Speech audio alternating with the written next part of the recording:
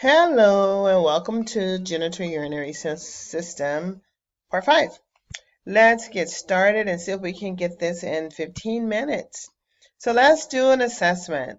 So we know we're going to assess the color, the amount, the odor, if there's any pain, frequency, any need to wake up and urinate at night, any blood in the urine, any presence of WBCs in the urine. All of this we can do with our assessment. And then the other part of our assessment is looking at the lab values. So when we're going to do our assessment, what are we going to do? We're going to inspect the abdomen and, of course, the flank region, right?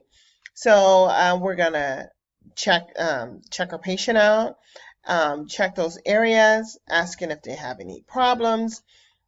We still include the nausea, vomiting, diarrhea. We're going to also ask about if that area is tender, the flank area, if it's tender. You even assess the skin area just to see if there's any redness.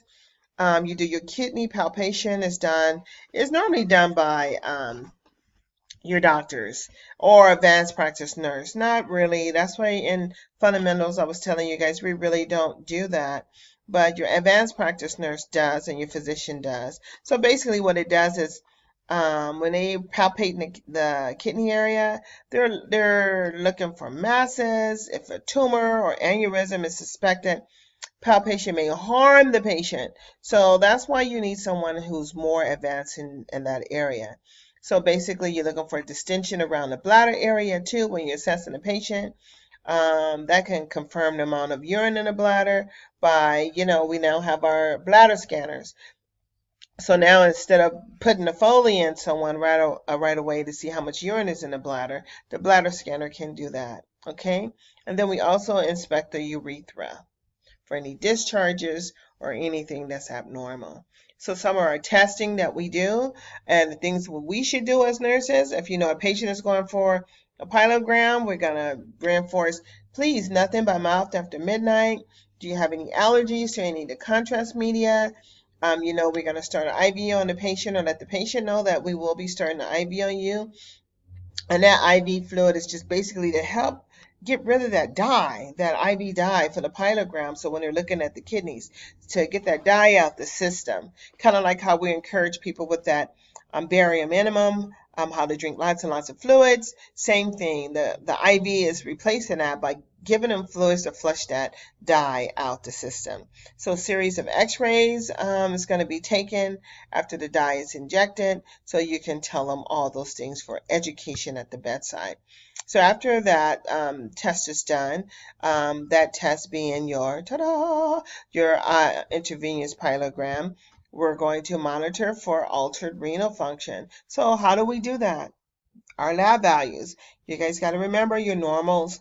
And so know what your normal BUN and creatinine. So you could BUN and creatinine is, so you can be aware that, hey, my patient BUN prior to was such and such, and now it's elevated. So which means you have to take action and notify the doctor. We're going to make sure we provide adequate hydration in addition to the IV fluids, okay? But if they're going to get that the pilogram, the intravenous pilogram done, what are we going to make sure? Hold the metformin for at least 48 hours. Patients on metformin have risk for lactic acid after dye infusion. So we're going to make sure that we hold the metformin. So that's part of our assessment. We're going to ask them. So here's a cystoscopy.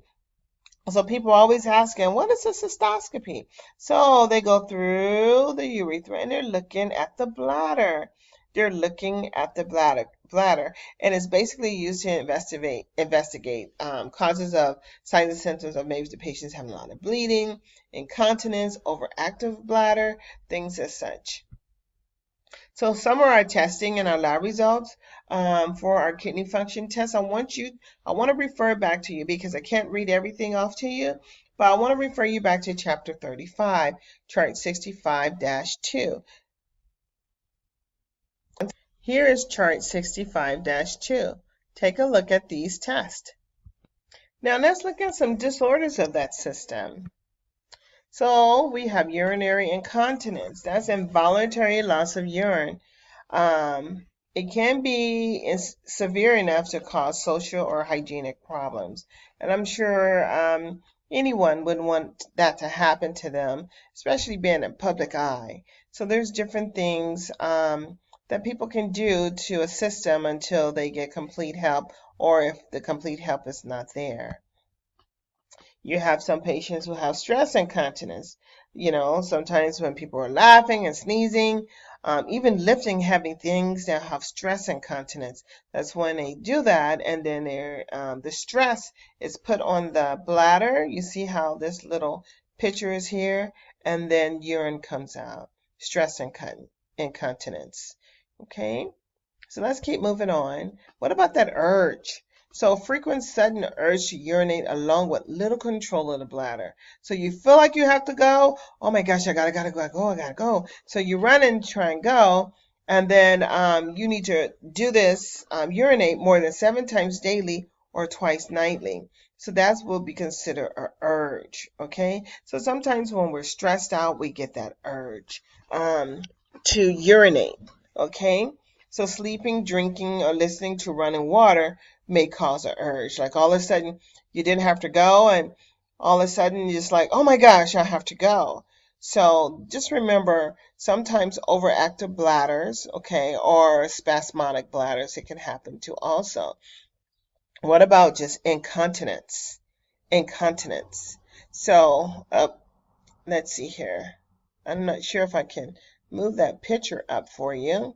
Let me just see if I can. No, I can't. I have it cut off on here. So let me see if I can make that better. Okay, so here you can see the whole picture as a whole. Know that incontinence may be a symptom of a urinary infection, okay? So it's common in our older population.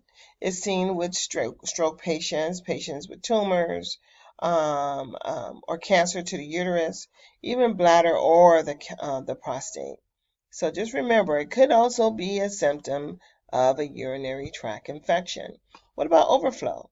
That means that they cannot complete their bladder. They cannot completely empty their bladder. A lot of times when a physician is thinking about patient possibly may have overflow, that's when they do like a bladder scanner too. Okay, so that's when a patient who has frequent urination or constant dribbling of urine, this is considered an overflow. And that's a lot of times is caused by a weak bladder.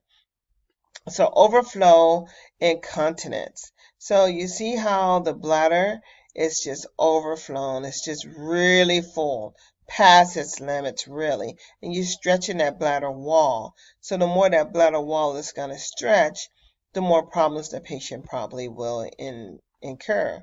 So functional incontinence is most common type with older adults who have like arthritis and Parkinson's and Alzheimer's. Sometimes it's often unable to control the bladder before reaching the bathroom. So those are those persons who, you know, they feel that urge, they get up and they're trying to make it, and then they just start going as they're walking. As they're walking, they're urinating. Our job is not to make them feel embarrassed. You know, we're still to help them. You know, these are people, you know, our moms or dads, our grandparents, and we're still feeling. So we want to make sure that we provide them with as much privacy as possible and to make them feel comfortable and not uncomfortable and to help them. So we do have reflex incontinence also. And then in addition to that, we have a mix, which you have 7 types of incontinence simultaneously. So can you imagine having different types of incontinences and you going through that? So a lot of times it's found in women. So young ladies, when we have to go and make sure you go and empty your bladder.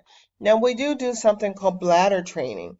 It can be effective in treating urinary incontinence. A lot of the skilled facilities offer bladder training. So they even have bladder training programs. So it just required being on a fixed schedule. Like every, you know, at 6 o'clock in the evening, we're going to go to the bathroom. We have the patient go to the bathroom to urinate. And then like maybe every at midnight. And then you don't bother them at night. And then in the morning at a certain time, maybe 5 o'clock, get them up again. Bladder training, getting them on a schedule.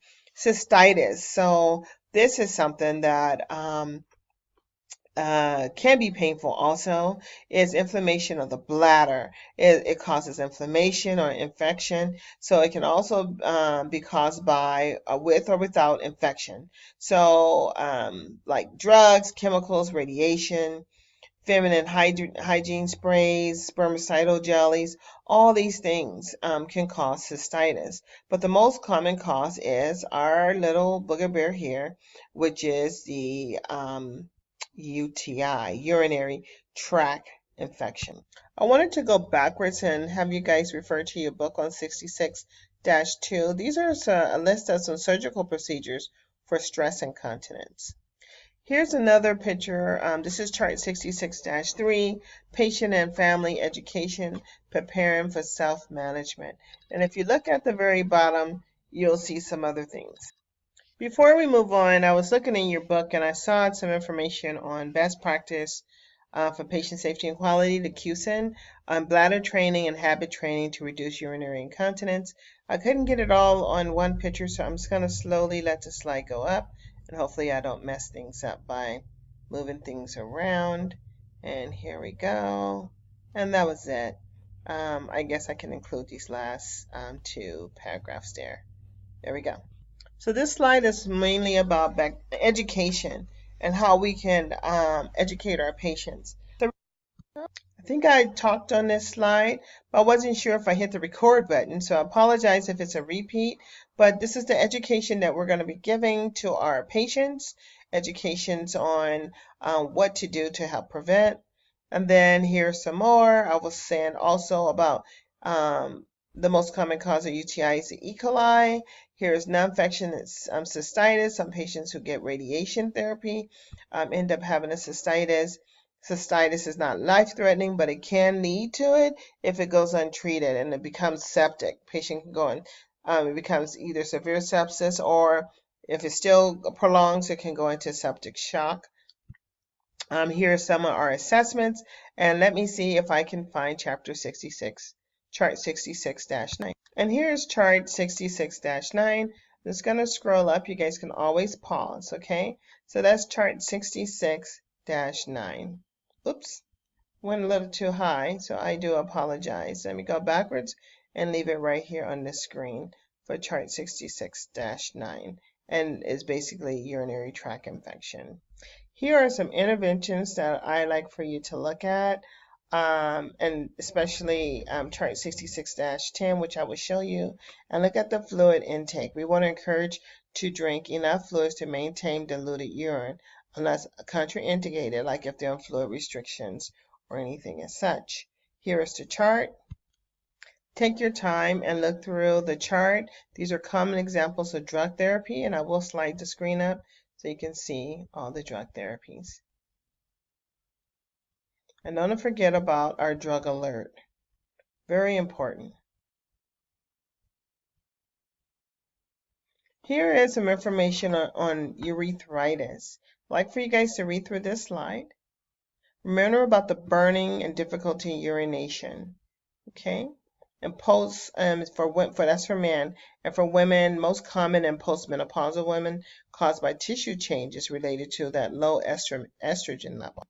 This one can be very painful. Patients have nausea and vomiting with this. Pyelonephritis. Remember, the bacteria travel up from the lower urinary tract into the kidneys. You look at their lab values. These patients will be getting IV antibiotics, Tylenol to help with the fever, medication for nausea and vomiting. So we're going to assess for any clinical manifestations, which are here, and look at the labs. And treatment for pyelonephritis is antibiotics and lots of fluids. And sometimes they do cultures also. And finally, bring your pharmacology knowledge with you.